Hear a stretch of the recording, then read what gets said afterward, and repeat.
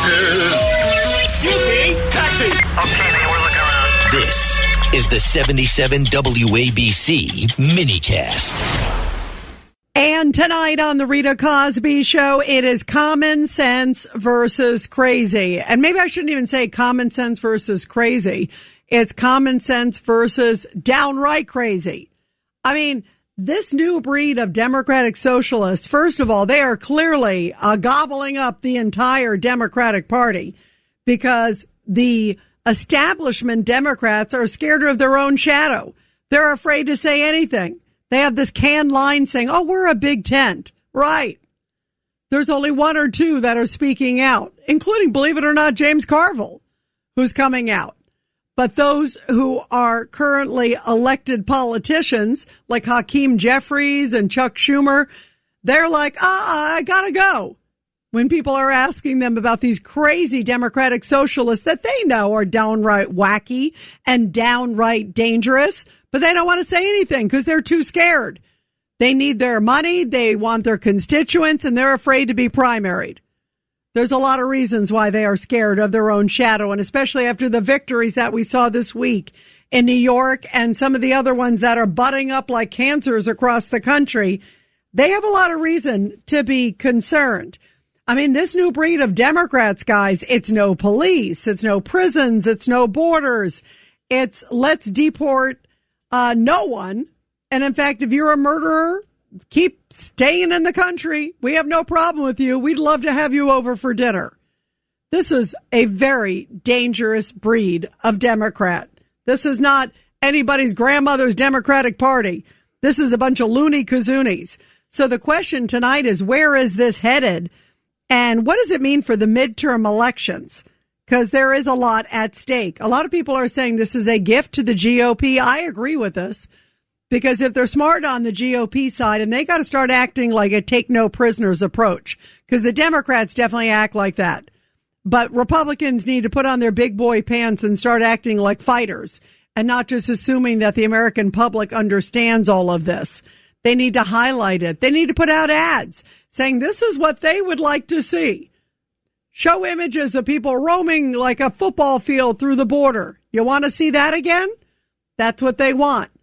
No police? What would that look like? No prisons? What would that look like? Highlight it. You cannot just take it for granted, but run that ad all day long. So common sense Democrats say this is not America. This is not safe. This is not sane. Everybody, welcome to the Rita Cosby Show tonight. 1-800-848-9222. 1-800-848-9222. Meantime, you got to hear this. This is Claire Valdez. She is one of the Democratic Socialists who won this week in one of the New York districts. And listen to what she says. This was not that long ago. Listen where she says we should get rid of TSA. So there should be no TSA PreCheck.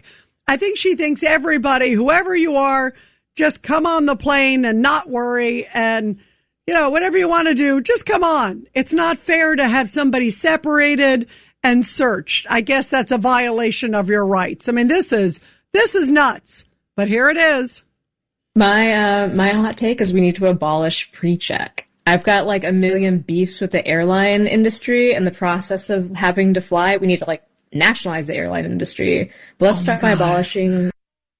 Yeah, let's stop by abolishing security. Actually, it fits with somebody who doesn't want prisons, doesn't want police, doesn't want ICE.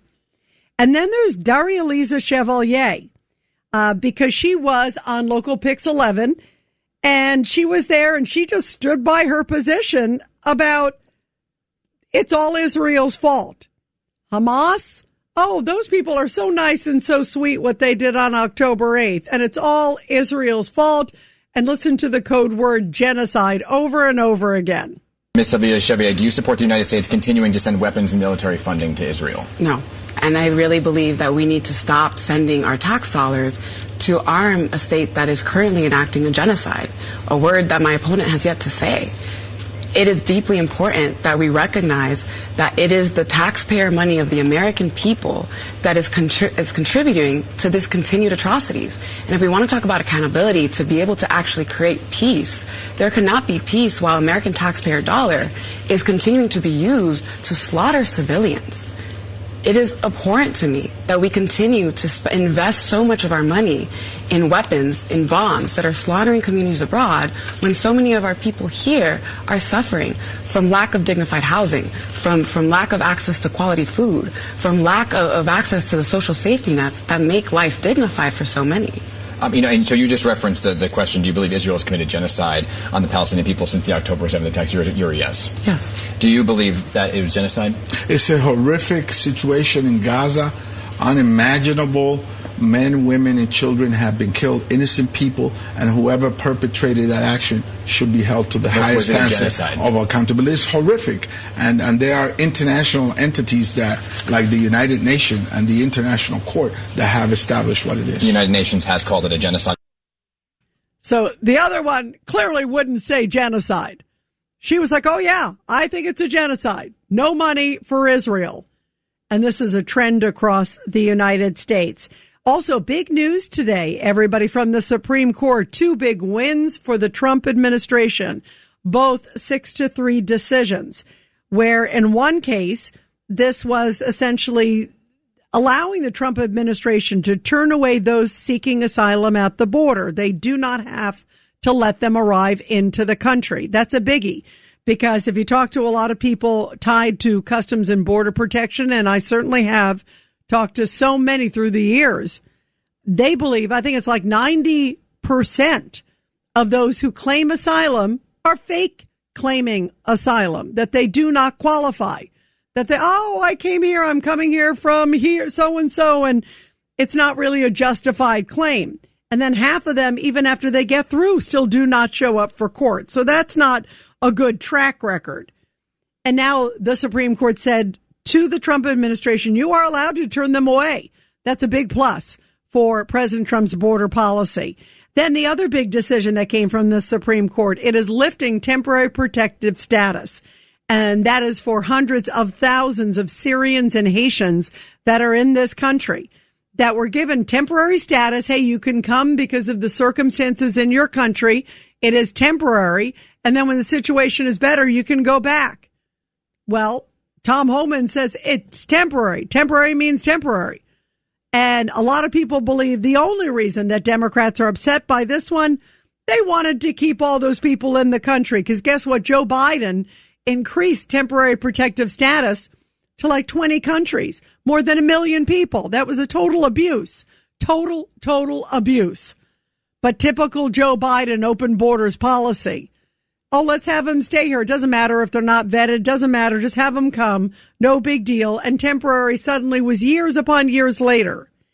And so the judge said today, nope. You know what? They can be removed if the Secretary of Homeland Security says they're a threat or that they do not qualify anymore, that things are good in their country. Send them back.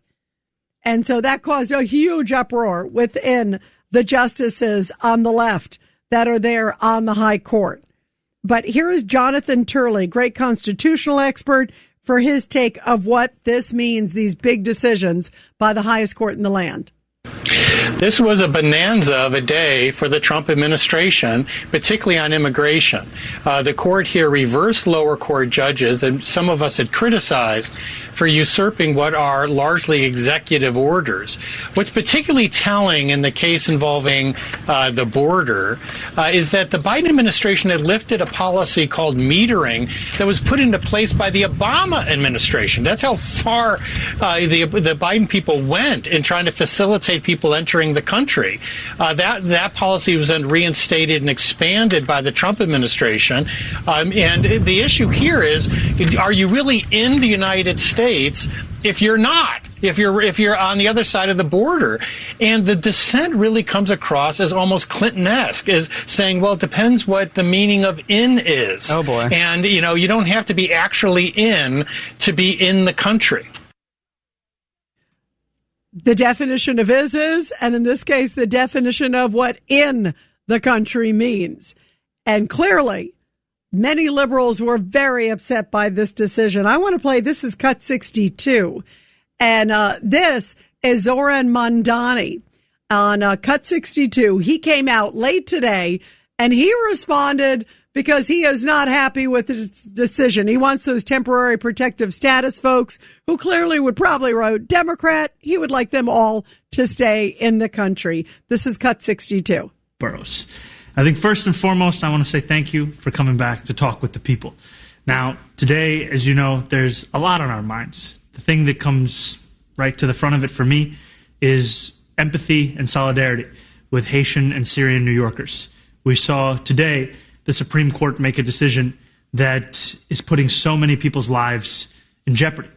And I just came back from a rally with 1199 as I stood alongside a number of Haitian New Yorkers who are concerned about what this means for their status in our city. And frankly, this city, the one that we love, is one that has been built by so many from so many different parts of the world. And that includes our Haitian brothers and sisters, our Syrian brothers and sisters. And we stand here ready to be in solidarity with all of those who are concerned by today's decision. And beyond just language of solidarity, actions of solidarity.